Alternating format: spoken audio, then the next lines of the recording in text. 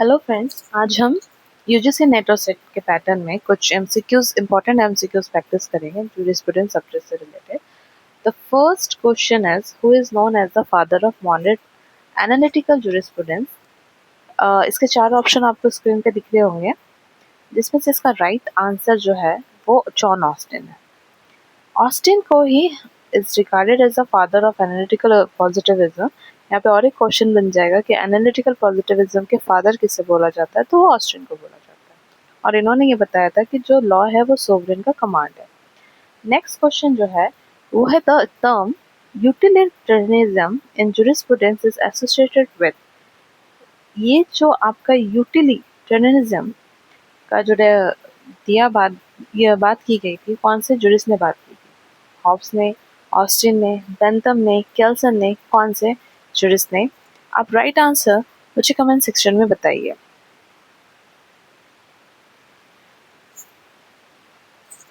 इसका जो right answer है वो है Bentham. Bentham theory of law is based on utility,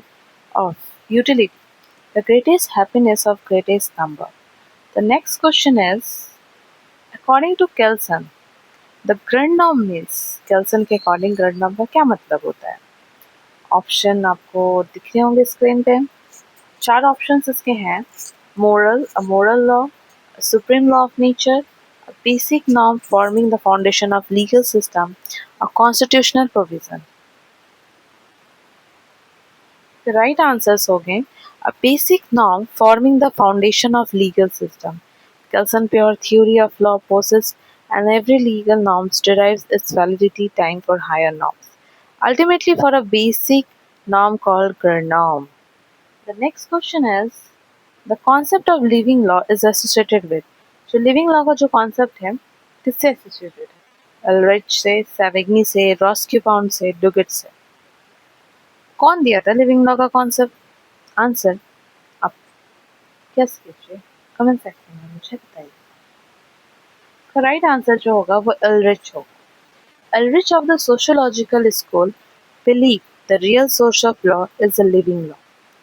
ये बोल रहे हैं कि जो लॉ सच में प्रैक्टिस होता है, ग्राउंड लेवल पे काम होता है, उन्हें ही हम लिविंग लॉ के नाम से जाना जाता है। और लिविंग लॉ को ये रियल सोर्स बताते हैं लॉ का। Rules of conduct actually practice by society. Question number 5, law is a command of sovereign reflect which school of jurisprudence? ये बात कौन से jurisprudence से जुरिस ने बोला था, और वो जुरिस किस स्कूल से रिलेटेड है?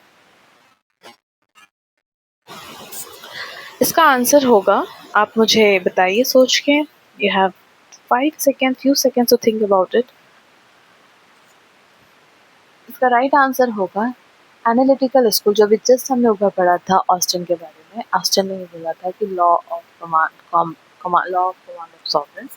So, analytical school focus on law as it is, not as it ought to be. Austin and Bentham are main exponents. Question number 6. Law is a dictate of reason was propounded by. ये statement कौन से jurist ने दिया था? Hobbes, Roscoe, Cicero, Salmond.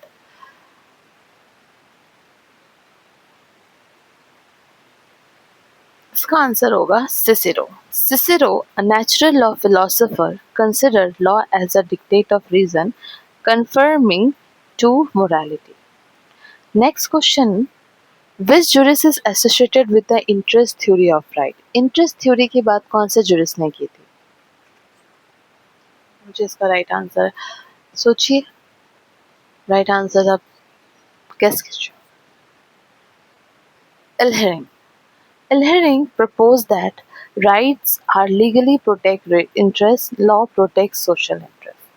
Law जब है social interest को protect करता है। Next question is, law grows with the growth of society and strength with the strength is attributed to. ये जो स्टेटमेंट है ये सैविग्नी ने दिया, और सैविग्नी जो है वो हिस्टोरिकल स्कूल के जुरिस्ट हैं और बिलीव करते वो law is the found in the custom and spirit volksgeist of people. Next question is, who profounded the realistic school in America? America में रियलिस्टिक स्कूल किसने प्रोफाउंडेड किया था? तो जियोरम फ्रैंक और कार्ल्स लियोलिंग जिसने इसका अमेरिका में फाउंडेशन डाला था प्रोपोनेंट पे। And the next question is justice according to law and justice above law refers to, ये किस चीज से रिफर करता है? एनालिटिकल एंड हिस्टोरिकल स्कूल से, legal positivism and natural school से, रियलिस्टिक एंड सोशियोलॉजिकल स्कूल से, नन ऑफ। तो इसका राइट आंसर होगा option number B, legal positivism and natural law से। लीगल पॉजिटिविज्म जो है वो जस्टिस को सपोर्ट करता है लॉ के अकॉर्डिंग। लॉ हमें जो जस्टिस प्रोवाइड करवा देते हैं उसके अकॉर्डिंग ही तो हमें जस्टिस देना है। बट नेचुरल लॉ बोलता है कि नहीं, जस्टिस देने के लिए हम लॉ के अबव भी जा सकते हैं। नेचुरल लॉ का ये मानना और लीगल पॉजिटिविज्म का अलग मानना।